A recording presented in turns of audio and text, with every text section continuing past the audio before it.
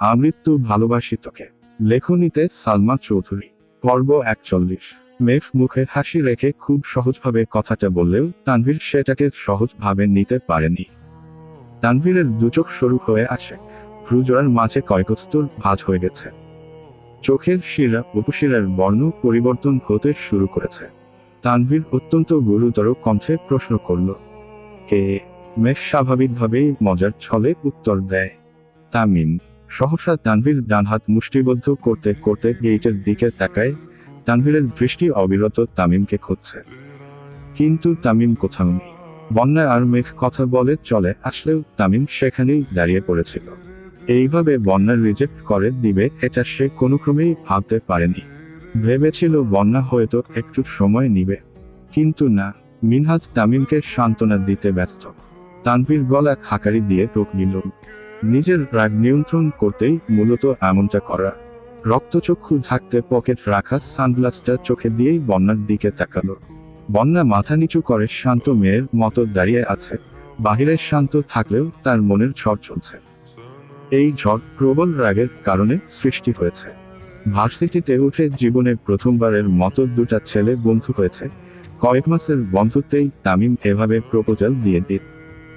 যতবার মনে পড়ছে ততবার রাগে বন্যার নাক ফুলে উঠছে। তানভীর গাড়ির দরজা খুলে গম্ভীর কণ্ঠে বলল, গাড়িতে বসো, আমি আসছি। মেঘ গাড়িতে বসতে বসতে জিজ্ঞেস করল, কোথায় যাবে ভাইয়া? কাজ আছে। তানভীর ফোন চাপতে চাপতে ভার্সিটির মেইন গেট পেরিয়ে ভেতরে ঢুকল। 5 মিনিটের মধ্যেই ফিরে আসছে। চোখে এখনো সানগ্লাস পরা। গাড়ির ড্রাইভিং সিটে বসে ফোনটা গাড়ির সামনের দিকে ছুঁড়ে ফেলে গাড়ি স্টার্ট দিল। সানগ্লাসের কারণে চোখ দেখা না গেলেও মুখবিবরে আটকে রাখা নিঃশ্বাসের কারণে গাল দুটো অনেক বেশি গুলুমুলু দেখা যাচ্ছে। মেঘ বন্যাকে এটা সেটা বলে হাসানোর চেষ্টা করছে। তামিমের বিষয়টা বন্যা সিরিয়াসলি নিলেও মেঘ এত সিরিয়াসলি নেয়নি, বরং খুব মজা পেয়েছিল। কিন্তু বন্যাকে সে এভাবে মুড অফ করে থাকতে দিবে না। তাই রাজ্যের যত আজগুবি কাহিনী বানিয়ে বানিয়ে বন্যাকে বলছে। এক পর্যায়ে বন্যার সব রাগ মেঘের আজগুবি গল্পের কাছে হার মেনে নিয়েছে। বন্যা হাসতে হাসতে পেট চেপে ধরেছে, সেই সাথে মেঘও হাসছে। তানভীর গাড়ির মিররের দিকে তাকিয়ে দুজনের স্বতঃস্ফূর্ত হাসি দেখে দীর্ঘশ্বাস ছেড়ে আবারও মুখ ফুলিয়ে শ্বাস টানল। দুই বান্ধবীর হাসি থামার নামই নেই। আজ যে ড্রাইভারের বদলে তানভীর গাড়ি চালাচ্ছে, এদিকে মেঘের কোনো হুঁশ নেই। আচমকা বন্যার নজর মিররে পড়তেই আটকে উঠে মেঘের হাত চেপে ধরে। শেষ। তানভীরের গুরুগম্ভীর চেহারা দেখে দুই বান্ধবীর হাসি গায়েব। চোখে চোখে ইশারায় কথা বলছে। তখনই তানভীরের ফোনে কল আসে। কলটা রিসিভ করে লাউডস্পিকারে রেখে দেয়। আবির স্বাভাবিক কণ্ঠে প্রশ্ন করে, কোথায় আছিস? আবিরের কণ্ঠ শুনে মেঘ নড়েচড়ে বসে বিড়বিড় করে বন্যাকে বলে, এই হিটলার কল দিয়েছে। তানভীরের গুরুতর কণ্ঠের জবাব, রাস্তায়। উদ্ধৃতি চিহ্ন। আবির উত্তেজিত কণ্ঠে বলল, আমার বউ। অমনি তানভীর লাউডস্পিকার অফ করে এক হাতে ফোন কানে ধরেছে। দু একটা কথার জবাব দিন কি না? তানভীর গম্ভীর কণ্ঠে প্রশ্ন করল, তোমাকে আমি কতগুলো টেক্সট করেছি, তুমি কি সেগুলো দেখোনি? আবিরের উত্তর শোনা গেল না। তানভীর কিছুটা রাগান্বিত কণ্ঠে বলল, সেগুলো দেখে দ্রুত রিপ্লাই করো। রাখছি। বন্যা আর মেঘ দুজনেই মুখ চাওয়াচাওয়ি করল, কারো মুখে কোনো কথা নেই। কিছুক্ষণের মধ্যেই তারা একটা রেস্টুরেন্টে ঢুকল। মেঘদের বসিয়ে তানভীর সোজা ফ্রেশ হতে চলে গেছে। চোখে মুখে পানি দিয়ে টিস্যু দিয়ে হাত মুখ মুছতে মুছতে ওদের বিপরীতে বসে। সেই ভার্সিটির সামনে সানগ্লাস পরেছিল, সেটা সবেমাত্র খুলেছে। মেঘ খাবারের কথা বলতে গিয়ে তানভীরের দিকে তাকাতেই ভয় পেয়ে যায়। করুণ স্বরে আর্তনাদ করে উঠে, ভাইয়া তোমার চোখ এত লাল কেন? মেঘের আর্তনাদে বন্যাও সেদিকে তাকায়। চোখাচোখি হয় দুজন। তানভীরের চোখের প্রতিটা শিরা উপশিরা রক্তাভ হয়ে আছে। তা দেখে বন্যাও ভয় পেয়ে গেছে। দৃষ্টি সরিয়ে নিয়েছে বন্যা। তানভীর ও অন্যদিকে তাকিয়েছে, কিন্তু মেঘ অনর্গল প্রশ্ন করেই যাচ্ছে, তোমার চোখে কি কিছু পড়েছে? তুমি কি অসুস্থ? কিছু হয়েছে? রাগ উঠছে? কোনো বিষয় নিয়ে আপসেট? উদ্ধৃতি চিহ্ন। বোনের অবিরাম প্রশ্নের উত্তরে তানভীর শুধু বলল, চোখে মুখে পানি দিয়েছি, হয়তো তার জন্য। উদ্ধৃতি চিহ্ন। মেঘ সূক্ষ্ম দৃষ্টিতে দেখার চেষ্টা করছে। ভ্রু যুগল কুঁচকে আছে। সে আবিরের রাগান্বিত চোখও দেখেছে, কিন্তু এতটা ভয়ানক নয়। মেঘ পুনরায় বলল, পানি দিলে চোখ এত লাল হয়? আমায় বেকল পাইছ? ভালো করে তাকাও তো দেখি।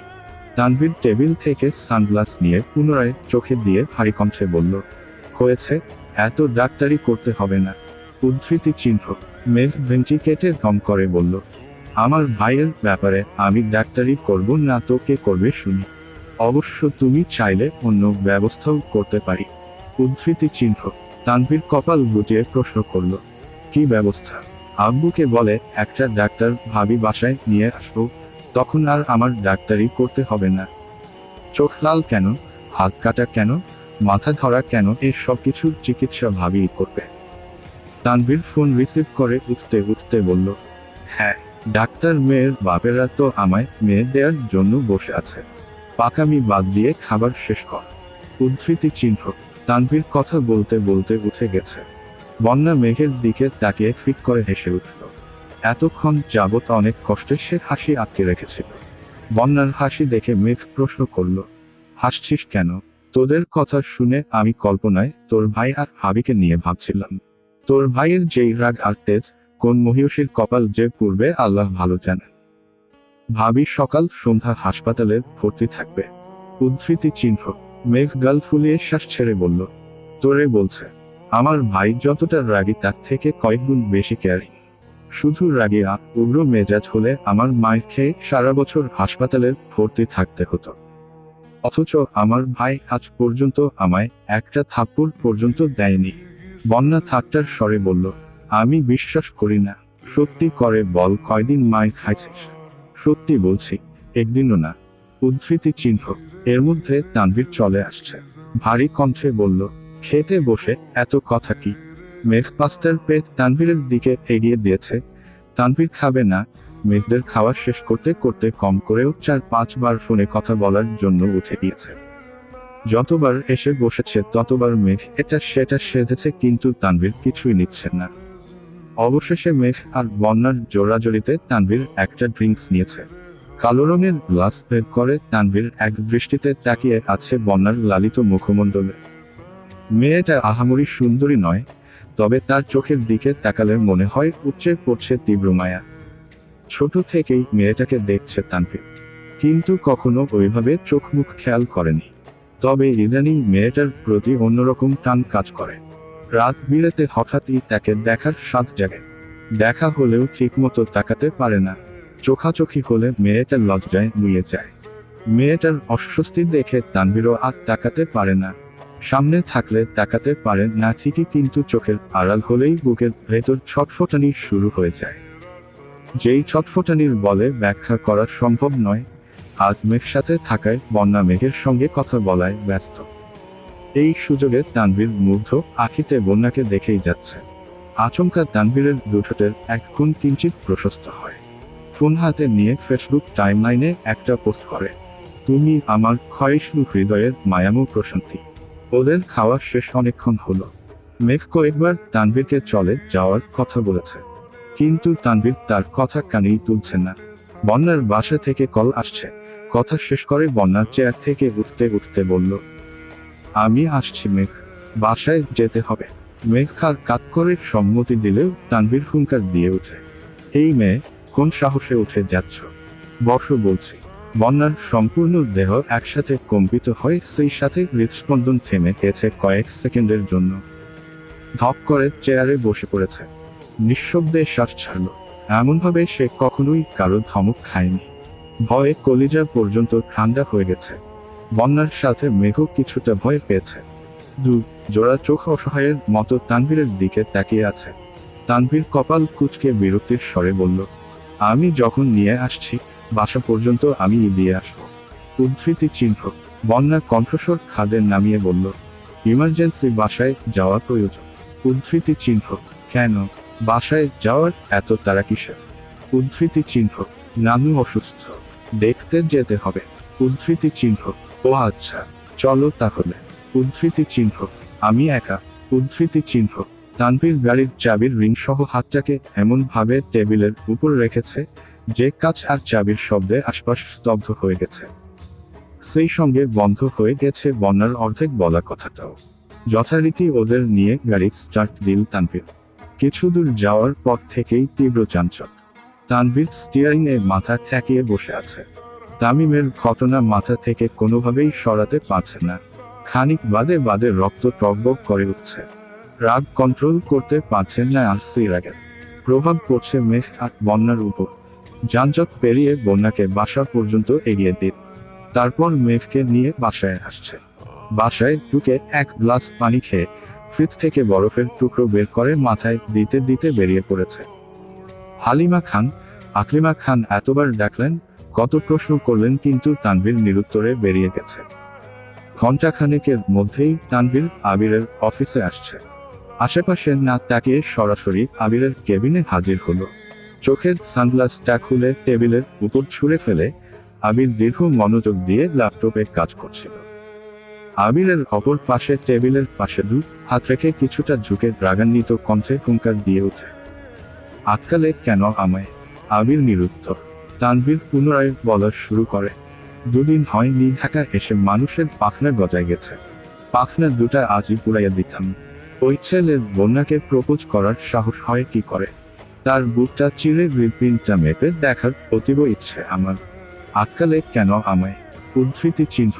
আবির ল্যাপটপের দিকে তাকিয়ে থেকেই বলল, বস। আমি এখানে বসতে আসনি। তুমি মারবার জন্য নিষেধ কেন করেছ? ওই ছেলের প্রতি এত দয়া কিসের তোমার? এখনো সময় আছে, একবার ওকে বলো। আবির একটু উচ্চস্বরে পিএসকে ডাকল।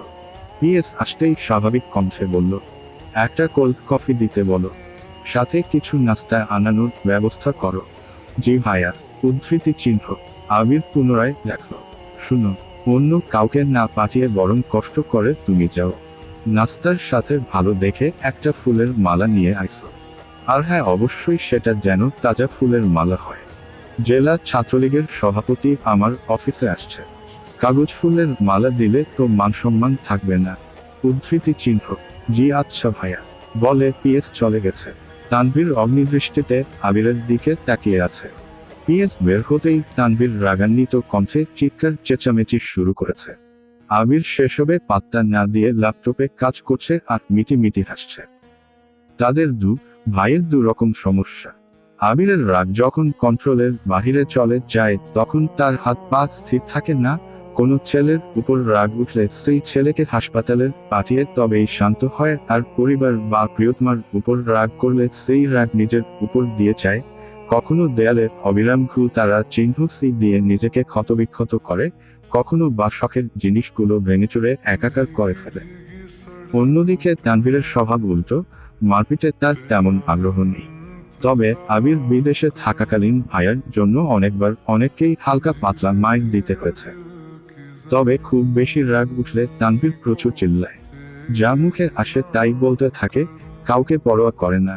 তার কথায় লজিক থাকুক বা না থাকুক, রাগ উঠছে মানে সে চিল্লাবেই। এই স্বভাব অনেকটা মেঘেরও আছে।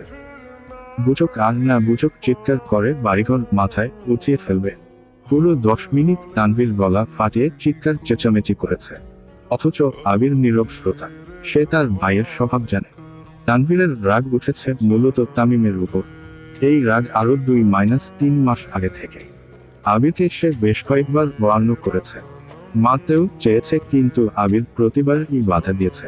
কথা বলে বা মেরাই হোক বিষয়ে এর সমাধান করে ফেললে আজ এই দিন দেখতে হতো না। অথচ আজও আবির নীরব, ছেলেকে কিছু বলতেও নিষেধ করেছে। এই রাগেই তানভীর উল্টাপাল্টা চিল্লাচ্ছে। আবির তার কথায় মনোযোগ দিচ্ছে না দেখে তানভীর হুট করে আবিরের ল্যাপটপ অফ করে দিয়েছে। আবির ভ্রু কুঁচকে বলে, কাজটা শেষ করতে তো দিতি। তানভীরের রাগ 3 গুণ বেড়ে গেছে। হুঙ্কার দিয়ে বলল, কোনো কাজ করতে হবে না, তুমি আমার বিষয়ের সমাধান করে তারপর যা ইচ্ছে করবা। এক পর্যায়ে তানভীরের মেজাজি কথাবার্তা শুনে সবাই আবিরের রুমের সামনে হাজির হয়ে গেছে। রাকিব নিজের রুমে থাকায় সে এই ঘটনার কিছুই শুনেনি। 2-1 জন বাধ্য হয়ে শেষমেশ রাকিবকে জানিয়েছে। রাকিব তৎক্ষণাৎ ছুটে আসে। তানভীরের কথার জবাবে আবির হেসে বলে, জি জনাব, আপনি যা বলবেন তাই হবে। অনেকক্ষণ যাবৎ চিল্লাচিল্লি করছেন, অনুগ্রহ করে আপনি শান্ত হয়ে একটু বসুন। কফিটা খেয়ে নাস্তা করে আবার শুরু করবেন। ঠিক আছে। উদ্ধৃতি চিহ্ন। টেবিলের উপর থেকে একটা কাঠের বক্স দেয়ালে ছুঁড়ে মারে আর চিৎকার করে বললে, কিচ্ছু ঠিক নেই, আর তুমিও ঠিক নেই। ছুঁড়ে ফেলা বক্সটা দেয়ালে লেগে ফেরত আসে। এমন সময় রাকিব রুমে ঢুকে। তৎক্ষণাৎ না সরলে বক্সটা রাকিবের মাথায় লাগত। রাকিব আঁতকে উঠে বলে, তোরা দুই ভাই কি আমায় মারার প্ল্যান করছিস নাকি? কি হয়েছে তানভীর? তানভীর ভারী কণ্ঠে বলে, তোমার বন্ধু আমার ভাই হতে পারে না। এই আবিরকে আমি চিনি না। উদ্ধৃতি চিহ্ন। কেন, কি হয়েছে? তানভীর পুনরায় বলল, তোমার বন্ধুর দেশে ফেরার কারণটা তোমার মনে আছে ভাইয়া? উদ্ধৃতি চিহ্ন। হ্যাঁ, জয়কে পেটাতে। উদ্ধৃতি চিহ্ন। এক ছেলেকে পেটানোর জন্য নিজের কাজ শেষ না করে ইমার্জেন্সি টিকিট ম্যানেজ করে দেশে ফিরেছিল। আমরা কতবার বলেছিলাম জয়ের বিষয়টা আমরা দেখতে পারবো, অথচ সে আমাদের কথা না মেনে দেশে ফিরেছে। ওই ছেলেকে মেরে হাসপাতালে পাঠাইছে। টানা 3 মাস ছেলে হাসপাতালে ভর্তি ছিল। ওই ছেলের অপরাধ, ছেলে আমার বোনের সাথে কথা বলতে চেয়েছিল, কথা তো বলতে পারেইনি, উল্টো হাত পা ভাঙল। অথচ 3 মাস হলো বনুরা দুটা ছেলের সঙ্গে চলাফেরা করে, কথা বলে, এদিকে তার কোনো হুঁশ নেই। হে কোনোভাবেই আমার ভাই হতে পারে না। উদ্ধৃতি চিহ্ন। রাকিব মৃদু হেসে বলল, এই বিষয় নিয়ে আমিও আবিরকে অনেকবার বলেছি, কিন্তু ওর মাথায় কি ঘুরতেছে এটা আল্লাহ ছাড়া কেউ জানে না। এই অফিসে আসে, নিজের মতো কাজ করে, কাজ শেষে চলে যায়। এমনিতে তো কোনো কথা বলেই না, কোনো কিছু 10 বার জিজ্ঞেস করলেও উত্তর দেয় না। তানভীর কিছুক্ষণ নীরব থেকে আবিরের দিকে তাকিয়ে হঠাৎই গম্ভীর কণ্ঠে বলে উঠল, আমার খুব ভয় হচ্ছে। ভাইয়ার এমন আচরণ আমায় খুব ভাবাচ্ছে। ভাই হয়ে বোনের প্রতি অন্যায় করছি না তো? যাকে চোখ বন্ধ করে ভরসা করি, যার হাতে আমার একমাত্র আদরের বোনকে তুলে দিয়েছি, সে আমার বোনকে আর আমাকে ঠকাবে না তো? আবিরের ভ্রু কুঁচকে আসে, দুপুরের মাঝে কয়েকস্থর ভাঁজ পড়ে, গুরুগম্ভীর কণ্ঠে বলে, কি সব বাজে কথা বলছিস? অনেক হয়েছে, এবার থামো। তানভীর পুনরায় উচ্চ স্বরে বলে, কেন থামবো? আমি কি এমন বাজে কথা বলছি? তুমি বেশ কিছুদিন যাবৎ আমার বোনকে ইগনোর করতেছ। কি ভাবছো আমি দেখি না? আমাকেও কিছু শেয়ার করো না, নিজের মর্জি মতো চলো। 3 দিনের জন্য বাড়ি থেকে গায়েব হয়ে গেছো। এত কল দিলাম, রিসিভ করার প্রয়োজন মনে করনি। একটা সময় পর্যন্ত যেই আবির ভাইয়া বলতো আমার বোনের চোখে নিজের ধ্বংস দেখে, সেই এখন আমার বোনের হাস্যোজ্জ্বল জীবনটাকে ধ্বংস করতে উঠে পড়ে লেগেছে। সত্যি করে বলো, আমার বোনের থেকেও তোমার জীবনে কি এমন গুরুত্বপূর্ণ জিনিসের আবির্ভাব হয়েছে যে তুমি আমার বোনকে এত অবহেলা করছো, নাকি তোমার জীবনে নতুন কোনো রমণীর আগমন ঘটেছে যে আমার বোনের থেকেও? উদ্ধৃতি চিহ্ন। তানভীর কথা সম্পূর্ণ করার আগেই আবির রাগান্বিত কণ্ঠে বলল, আমার লোচনে দেখা ভয়ঙ্কর সুন্দরী হলো আমার মেঘ। এই তল্লাটের লক্ষ কোটি সুশ্রীদের ভিড়েও আবিরের দৃষ্টি এক কাদম্বিনীতেই আটকাবে। নিষ্ঠুর পৃথিবীতে তার মহাচ্ছন্নতা ব্যতীত আবিরকে ধ্বংস করার কোনো অস্ত্র এখনো আবিষ্কৃত হয়নি। শেষবারের মতো বলছি, কান খুলে শুন। তোর বোনই আমার জীবনের একমাত্র রমণী, যার আগে বা পরে ভুলক্রমেও কোনো মেয়ে আমার জীবনে আসেনি আর আসবেও না। তোর বোন ছিল, আছে, আর সারা জীবন পাশে থেকে এই আবিরের উপর তার কর্তৃত্ব চালাবে। এক আবিরের প্রাণ এক মেঘেতে নিবন্ধ। যদি তাই হয় তবে আমার বোনের প্রতি এত অবহেলা কেন? আমার বোনকে কেউ অবহেলা করবে এটা আমি কখনো সহ্য করব না। সে যদি সাজজাদুল খান আবিরও হয়, তাও আই ডোন্ট কেয়ার। আবির ভ্রু উঁচিয়ে চোখ বড় করে তাকিয়ে আছে। তানভীর যে তাকে ঠান্ডা হুমকি দিচ্ছে আবির খুব ভালোই বুঝতে পারছে, তাই এভাবে চেয়ে আছে। ভাই হিসেবে কি আমি চাইব না যে আমার বোন সব সময় হাসি খুশি থাকুক? এটা কি আমার অপরাধ? উদ্ধৃতি চিহ্ন। আবির নিজের চেয়ারে হেলান দিয়ে বসে কণ্ঠস্বর দ্বিগুণ ভারী করে বলে, আমার তোর বোনকে অবহেলা করার জন্য তোমার বোনই দায়ী। ওকে আমি যতটা সম্ভব আগলে রাখি। ভার্সিটিতে ওঠার পর থেকে সব রকম স্বাধীনতা দিচ্ছি, শুধুমাত্র তোর বোনকে খুশি রাখার জন্য। ড্রাইভার আঙ্কেল প্রায়ই 1 ঘন্টা 30 মিনিট 20 মিনিট তোর বোনের জন্য গাড়ি নিয়ে অপেক্ষা করে। তোর বোন বন্ধু বান্ধবীদের সাথে আড্ডা দেয়, খাওয়া দাওয়া করে। আঙ্কেল ডাকতে গেলে ওর মন খারাপ হবে, তাই আঙ্কেলকে বলছি যতক্ষণই সময় লাগুক না কেন উনি যেন অপেক্ষা করেন। আমার সামর্থ্যের সবটুকু দিয়ে চেষ্টা করি যেন তোর বোন হাসি খুশি থাকে। তোর বোনের অবহেলা দেখে তোর কষ্ট হচ্ছে, অথচ তোর বোন যখন আমাকে অবহেলা করে তখন আমার খারাপ লাগে না। যেখানে তোর বোনের ঠোঁটে হাসি না থাকলেই আমার বুকে চিনচিন ব্যথা শুরু হয়ে যায়। যার হাসিতে আবির বাঁচে, তার হাসি না দেখে আবির বাঁচতে কেমন করে। কি হয়েছে?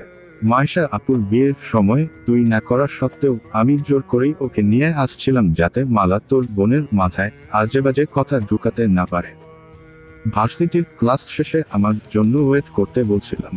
তোর বোনের হাতের মেহেদি নষ্ট করেছি, মন খারাপ করেছিল, ভাবলাম মেহেদি মুছার বিষয়টা ওকে বুঝিয়ে বলবো, অথচ তোর বোনের অপেক্ষা করার ধৈর্য হয়নি।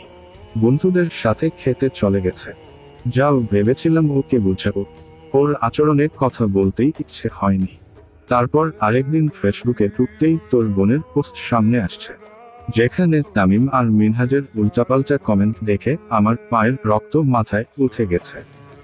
স্বাধীনতা দিয়েছি বলে ওই ছেলেগুলোকে ফ্রেন্ড লিস্টে অ্যাড করে ফেলবে, একবার ভাবার প্রয়োজন বোধ করেনি। 2 দিন বাসায় যাওয়ার পর তোর বোন কি যেন বলতে আসছিল, আমি এক প্রকার রাগেই কথা বলছিলাম, এতে তোর বোন রেগে গেছে।